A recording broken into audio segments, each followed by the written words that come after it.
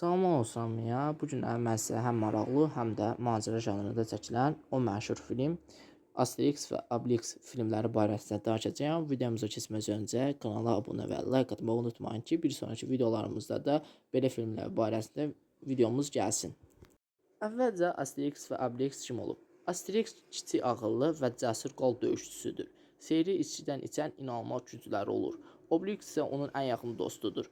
Uşaq olanda seyri içkiyə düşdüyü üçün daim güclüdür və çox xeyirxahdır. Onu da deyim ki, bu filmə balacadan böyüyə bütün insanlar baxa bilər. Film çox maraqlı filmlərdən biridir. Asterix və Obelixin bir filmi barəsində kiçik məlumat verim. Asterix və Obelix Roma İmperatoru Julius Sezara qarşı mübarizə aparan kiçik bir qal kəndində yaşayırlar. Bu kəndə Romalılara təslim olmurlar, çünki onların panoramik seyirli gücü verən içki düzəldir. Onlar tez-tez müxtəlif ölkələrə səyahət edir, düşmənlərlə savaşır və dostlarını xilas edirlər. Filmdə gülməli dialoq, maraqlı döyüşlər və gözəl dost şəkərləri ilə doludur.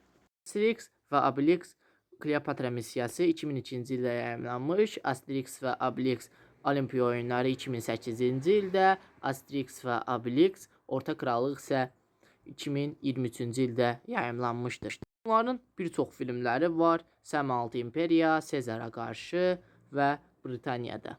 Bu filmlərə baxmağı unutmayın. Bəli, bu günlər sizlərlə bərabər Asterix və Obelix'i tanıdıq və onların filmləri barəsində sizə qısa bir məlumat verdim. İncə sağ olun, salamat qalın.